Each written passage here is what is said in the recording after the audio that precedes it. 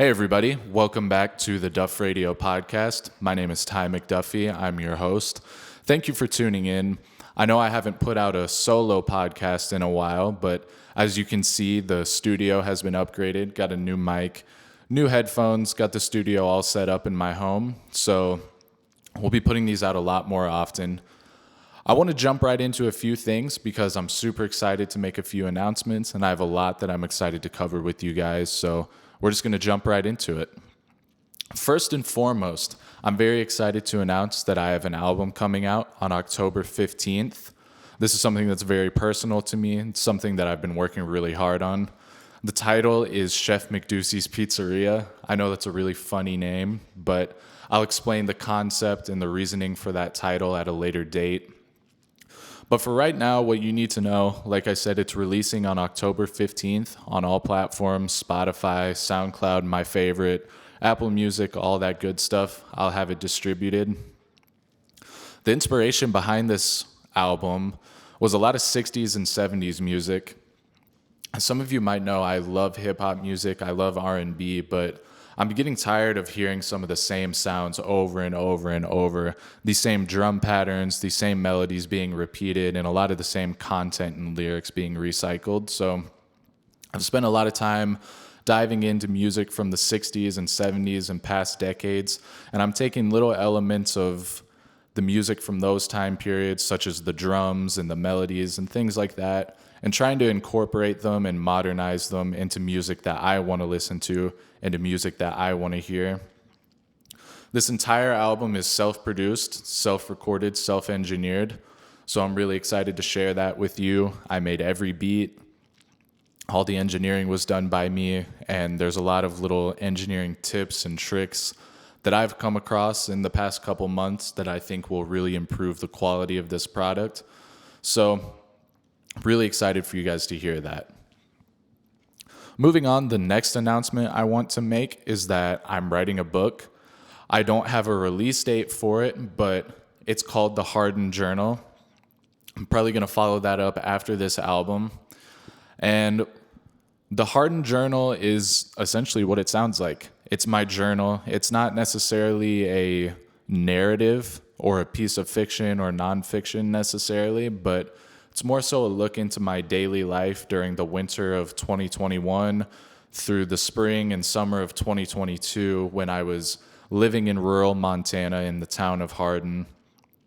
And this book follows my journey after I graduated from law school in Kansas City. I moved to Montana and took a position as the editor of the Bighorn County News in Hardin, Montana. So this book really takes place in Livingston, Montana, Bozeman, Montana, and Hardin, Montana, which sits on the border of the Crow Reservation in rural southeastern Montana. So the book covers me, my life, my experiences and daily thoughts, the relationships that I made during that time, and a lot of my observations on life and the struggles that I went through. So I'm super excited to release that. Like I said, I don't have a release date yet, but I'm working on getting it edited and published through Amazon and Kindle publishing. So there will be a hardcover, paperback book available for you guys to purchase. Super excited to announce that, super excited to release it. Writing has been one of my passions and favorite pastimes since I was a little kid. So in my career as a writer, this feels like the next logical progression. And I'll have more updates on that as time goes by. Aside from those two big announcements, what else have I been doing? I'm down here in southern New Mexico in a town called Las Cruces. Kind of sits on the border of the U.S. and Mexico. And I've been really experimenting with psilocybin a lot, doing microdosing and a couple of macro doses. The first one of those was about a gram and a half trip, and my girlfriend Savannah and I just went to a play, and I was able to really enjoy that night with her. And after that, I did more of a macro dose, which was my standard 3.5 gram trip, which in psychedelic culture is pretty much your standard for a breakthrough. And I went into this with a couple things on my mind that I wanted to change and adjust and get myself to a more healthy place, a more spiritual place. So I drove out real early in the morning into the Oregon mountains, which I'll put a picture of them right there so you can see what they look like. But I just spent the morning tripping and meditating, hiking in the mountains, really thinking about my life, thinking about my relationships, my past, my future, and the kind of person that I want to be. And I feel like that really helped me find some spiritual alignment. A big goal that I had going into it was to find my inner strength, find some sobriety, stop smoking, stop relying on these external pleasures and external things for my strength and for my happiness, for my motivation. So I had a really good time with that, spent the day with Savannah, spent the day in bed playing with the dogs, making music, and that was very healing and very wholesome for me. And since then, I've been microdosing and having some really good results as far as mood goes, the benefits of that, and productivity, and generally just feeling good about life and getting a clear headspace. So if you guys have any questions or if you're interested in discussing these things, leave a comment below. I'm happy to discuss them. Really love hearing about others people's experiences with these substances as well. So I would love to have a conversation about that. Moving on from personal topics, I want to also link the new Patreon account for Duff Radio. Now that we have the upgraded camera, the upgraded studio setup, we're going to be releasing an episode of the podcast each week on YouTube and another one each week on Patreon. The Patreon will have some exclusive content, a lot of conversations between me and Savannah and me and my friends. So if you feel inclined to support this whole operation and the projects that I and my friends and family are working on, please subscribe to the Patreon. It's only $5 a month, and I'll put the link to that in the description. Moving on from all of that, as you know, it's late August, early September, school's rolling around, football season's rolling around, so I want to be one of the first people to toss out an early Super Bowl prediction. My Super Bowl champs for the 2023-2024 season, and we'll see if I'm correct about this come February, but I'm going to go with the Baltimore Ravens. I think they're posed to have a huge year. I like Lamar Jackson. The Ravens, I believe, have 5 first-round receivers on their roster right now and a super stacked defense that was already good last year with a lot of guys coming back. Lamar's on a new contract, so I think that situation will be out of the way and give those guys more leeway to just play with their hearts. So I like the Ravens. Looking at their schedule, it's pretty easy, and I could easily see them rattle off 12 to 13 wins throughout the regular season. So as of right now, the Ravens are my Super Bowl pick, but I do have 2 other sleeper teams that I really, really like. The first is the Detroit Lions. I like Jared Goff. I like the offense that they have. I think they have some good receivers and running backs.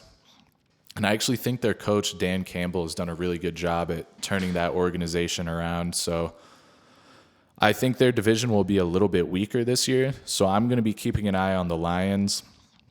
And aside from the Lions, I really, really like the Packers this year. I think Jordan Love is set to have a massive season.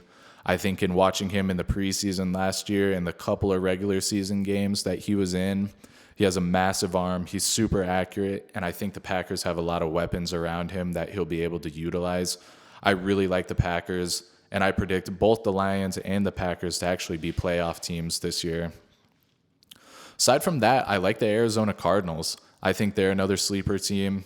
I think they had a down year last year, but they're posed to have another comeback season. I think the Rams in that division will be down. I think the Seahawks in that division will be down.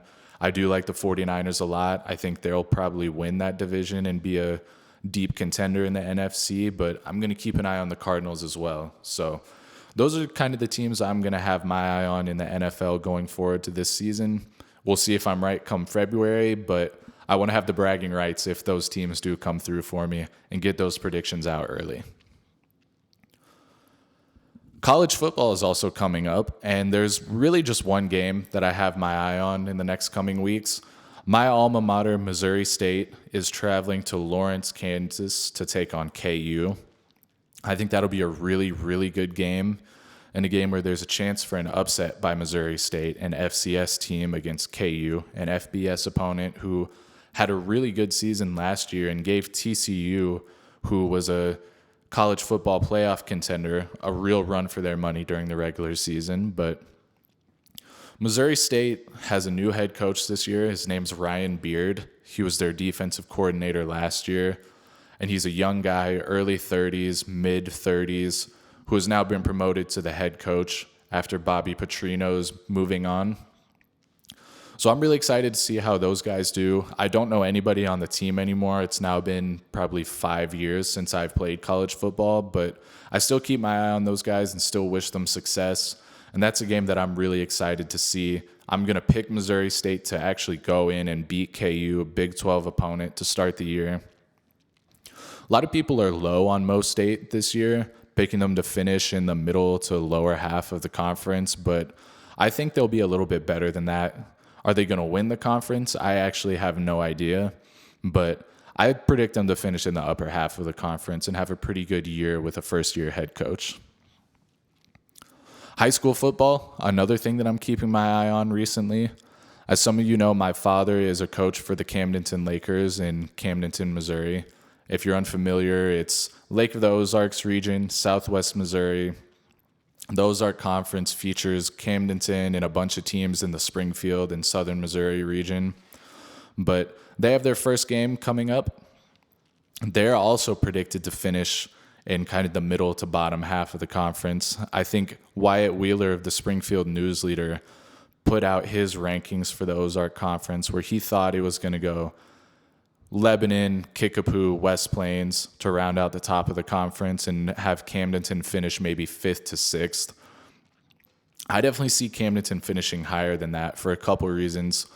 One, first-year head coach Par Pitts, who is a good family friend of mine and a great man, very deserving of that job.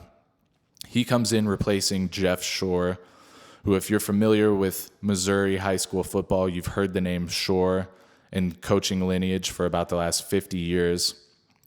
Jeff and his father, Bob, both super successful coaches who have built the Camdenton program up from the ground, had 5 state championships come through there in their time as coaches.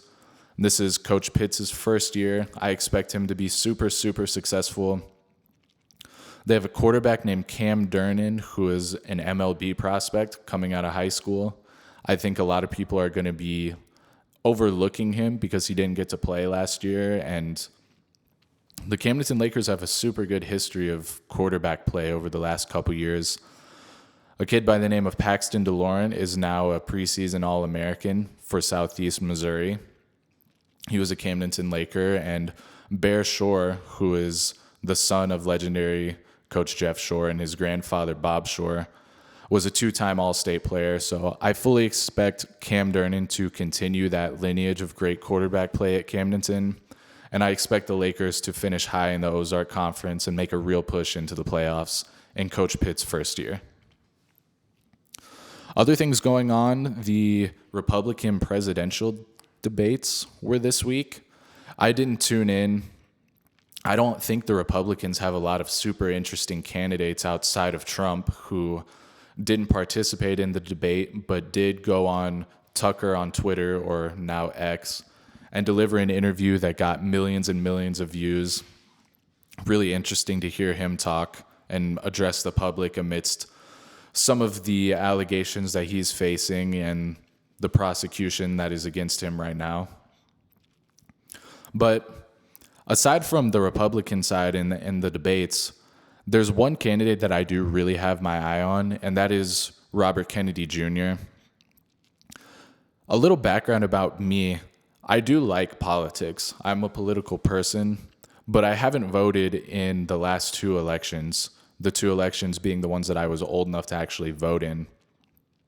I didn't vote for Hillary or for Trump, and I didn't vote for Trump or for Biden, mainly because I wouldn't feel comfortable casting my ballot for either of those candidates at the time. But I think RFK Jr. is the best presidential candidate that we've had come by in several years, and definitely since I've been of age of voting.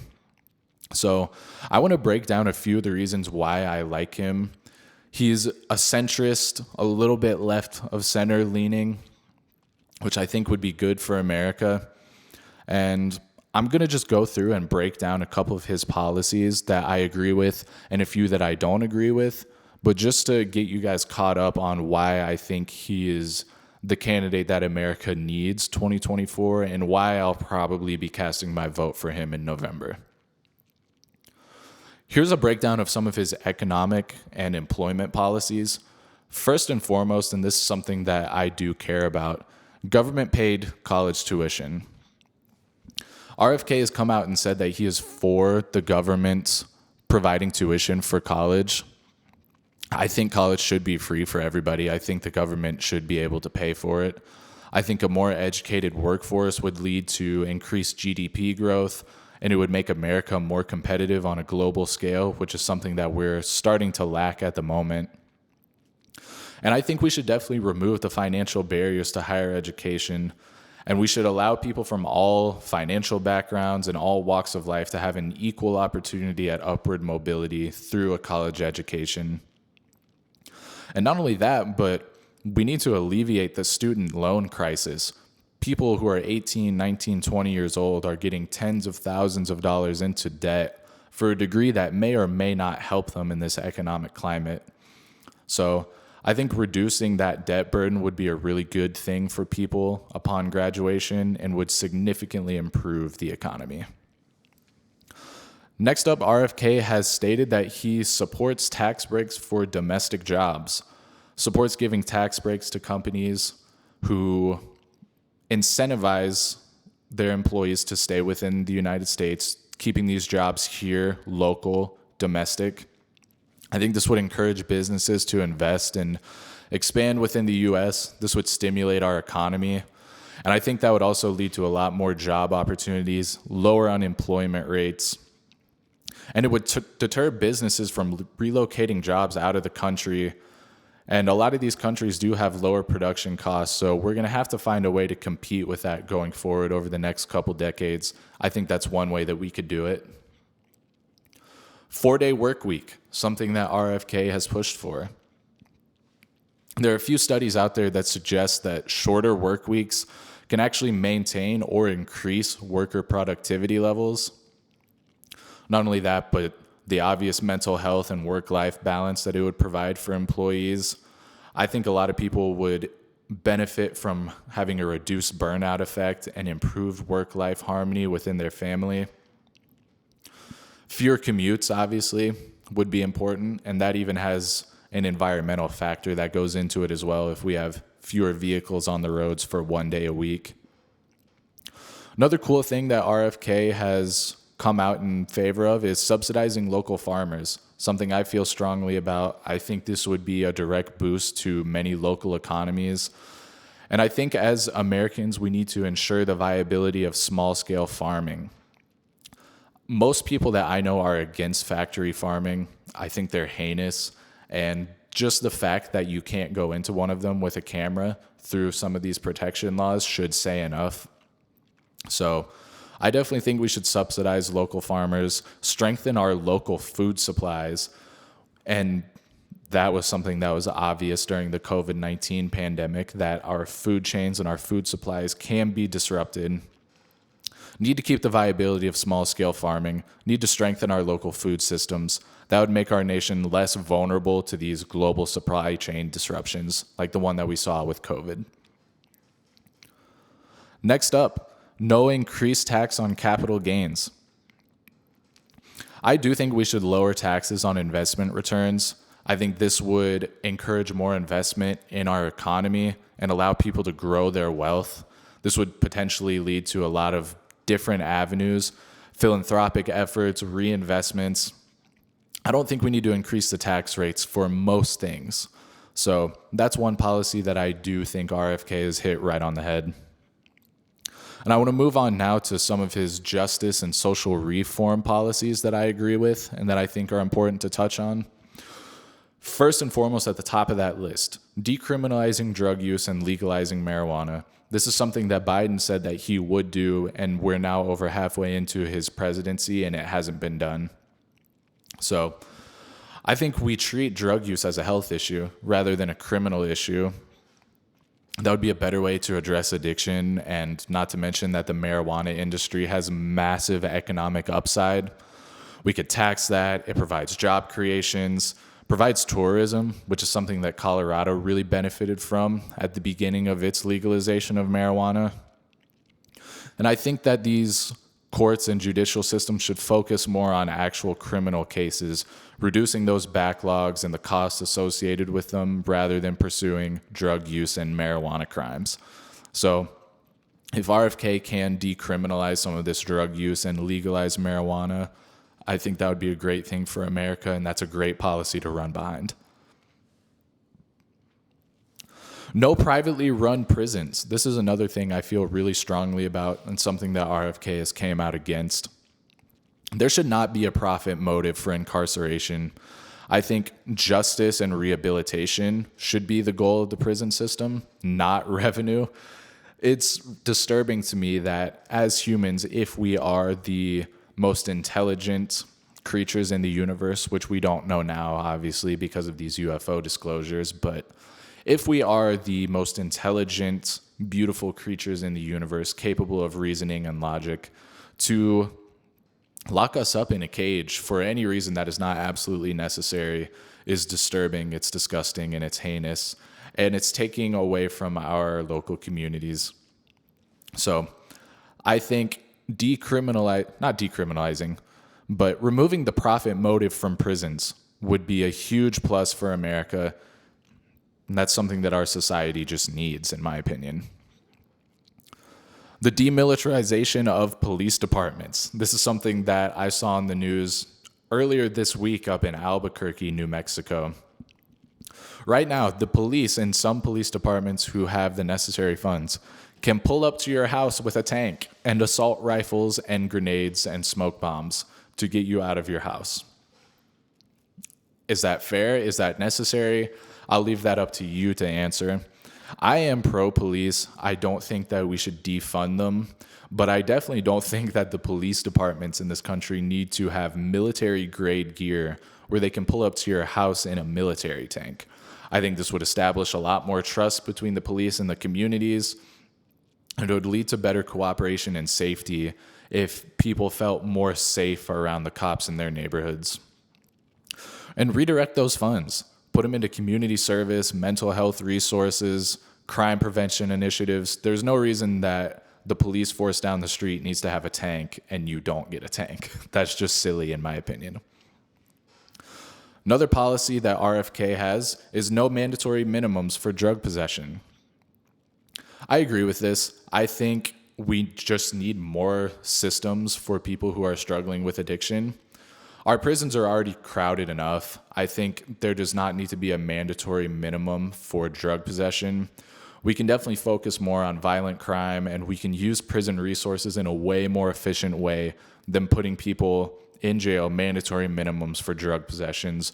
For most substances, that should actually be legal as long as they're not harming and killing people in the first place. Moving on to the next topic, something that I also feel strongly about is assisted suicide. I think as humans, we should have autonomy over our own bodies, and we should be able to make the decision to either further or end our lives based on our own willpower.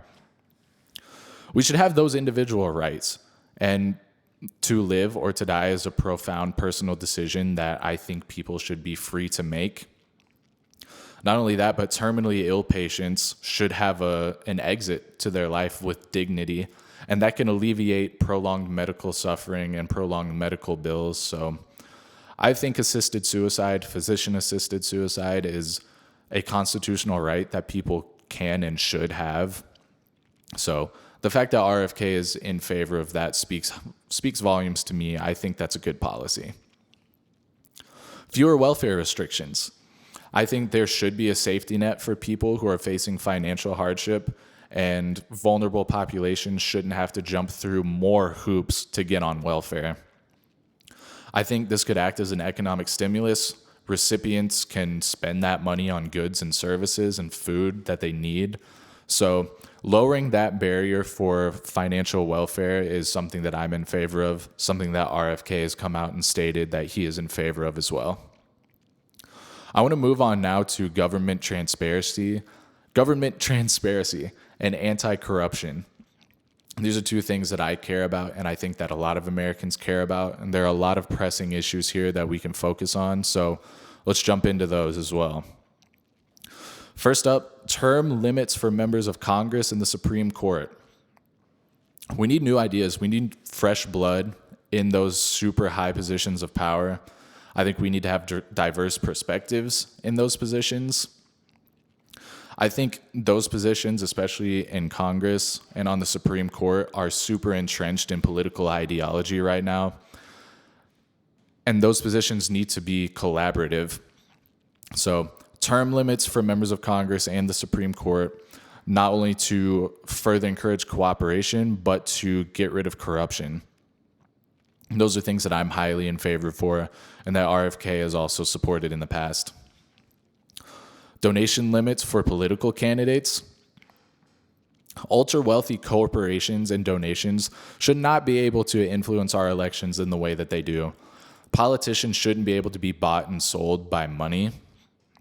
So I think our politicians should cater to their constituents, to their political base, not just donors that can buy and sell them, because that's how we got here in the first place with the pharmaceutical companies who have now essentially captured our Congress, our Senate, and our political system with money. And I think for the future of our democracy, we need to wipe that slate clean. There should definitely be donation limits for political candidates. On the back of that, I think there should be a ban on lobbyists becoming... Let me rephrase that. There should be a ban on these political officials becoming lobbyists and being able to trade their stocks. There should be regulations on both of those.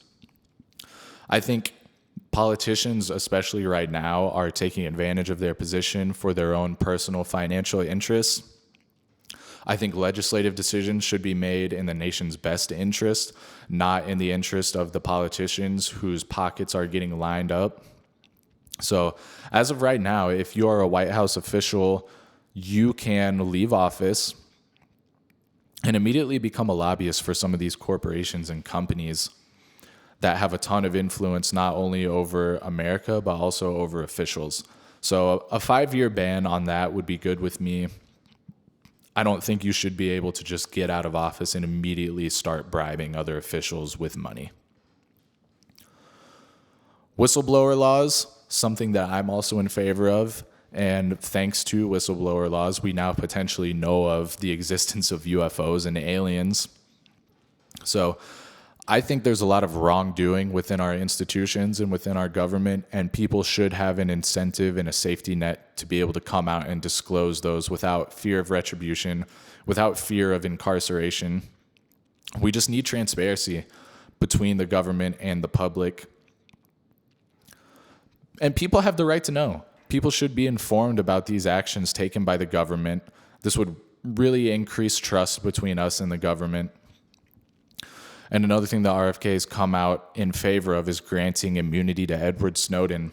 I feel strongly that Snowden should be pardoned, that he should be allowed to come back to America. The fact that he made the disclosures that he did and has spent the last however long years in exile in Russia, a country that we're now essentially at war with, is disgraceful. I think that he is an American hero for what he did, for the risk that he took in disclosing some of the unconstitutional violations that our government is doing and taking on our behalf. So, encouraging whistleblower laws, granting immunity to Edward Snowden, two things that I'd really like to see more of, and two things that RFK has come out in favor of. Piggybacking off of that, the Patriot Act and the NSA surveillance. Two things that I don't love. I think those are two things that many Americans don't love, but the government should not be able to intrude into your personal life without a warrant or probable cause, as they basically can right now. We have a democracy. There are principles that go behind it, and the unreasonable surveillance of our phones, our phone calls, our call length, and the phone numbers that we dial is unconstitutional in my opinion. And this overreach by the NSA in my opinion, unconstitutional and one of the biggest power grabs that's happened in the last 10 or 20 years. Unfortunately, I don't think that power is coming back into the hands of people. But once that power is in the hands of government, it's not going to go away without a fight. So for RFK to come out and say that he is against the Patriot Act and that he favors restrictions on the NSA means a lot to me, because those are two things that I care about: our privacy rights and also the Constitution. You should not be able to be searched without a warrant or probable cause. I'm going to move on now to some of his foreign policy and defense takes. First up, he is in favor of limited foreign intervention, and he wants to cut military spending. Two things that I agree with. I think we should focus on our domestic problems. I think we can redirect our military and foreign intervention resources to the more pressing domestic issues that we're facing, a la homelessness, national debt, the opiate crisis, etc. And I think our position as Americans, as the global police force, is coming to an end. I'm going to link a really interesting video that has a lot to do with China and Russia and these other countries starting to team up. China has a massive influence in Africa right now. They're starting to control many of Africa's oil fields. The space race is continuing now. So I think we're essentially looking at a new Cold War, if not World War III, with some of the things that are going on in space and the acts that are being taken by the Russians, and also the Chinese in their efforts to control more land, resources, trade routes throughout Africa. So it'll be really interesting to see how this all shapes up. And I think America should take a less interventionist stance. And this would further our relationships with our global partners. Going along with that, we should stop sending our military supplies to Ukraine to fight this proxy war with Russia.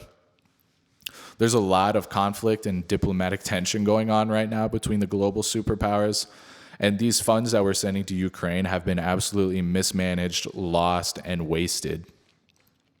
There's a stat out there right now that if we were to cut military spending for just 3 days, we could send every American to college for free. And I realize that that's not entirely feasible because there are tons of people around the world who depend on the military for their salary and for their family's well-being. But you get my point. We should focus our American resources on our own national interests. Moving on to RFK's stance on technology, privacy, and digital rights. He's against the TikTok ban. I'm also against the TikTok ban. I think the efforts to ban TikTok are essentially just a government power grab because the Chinese are kicking our ass in technology and are mining a lot of data, which in today's day and age, 2023, is essentially the currency of our times. And people make a living on TikTok. So I don't think we need to ban it. I think America, if it wants to do something better, should come up with its own technology that rivals TikTok. But as of right now, I'm against the TikTok ban. RFK is as well. And he's also against the new law that is passed about the IRS and PayPal, Venmo. If you make a transaction of over $600 and make more than $600 on those avenues per year, you have to report that to the IRS. So I think there should be a level of financial privacy and digital privacy for us when we use those different avenues of transferring money. Not that you shouldn't have to report your taxes, but I think, again, that's a line that's going to be drawn in the sand, and it's going to keep moving further and further down the line as cryptocurrency emerges, as blockchain technology emerges. And if that line doesn't get drawn in the favor of the public, every single transaction you make is going to be reported to the government, reported to the IRS, and you're going to be crushed for not reporting your $50 on Venmo. So those are two things that I care about. Lastly, the things that I agree with RFK on are his takes on immigration and inclusivity. He has some pretty lax immigration policies and his treatment of undocumented aliens, which, as America, as the wealthiest country on the planet, I think we should treat our aliens with respect. We should treat the homeless with respect, and we should make America a better place for immigrants while also focusing on why places like Mexico are so horrible to live in, why they are being controlled by the drug cartels and corrupt governments, and why people are feeling such a need to flee those countries to come to America.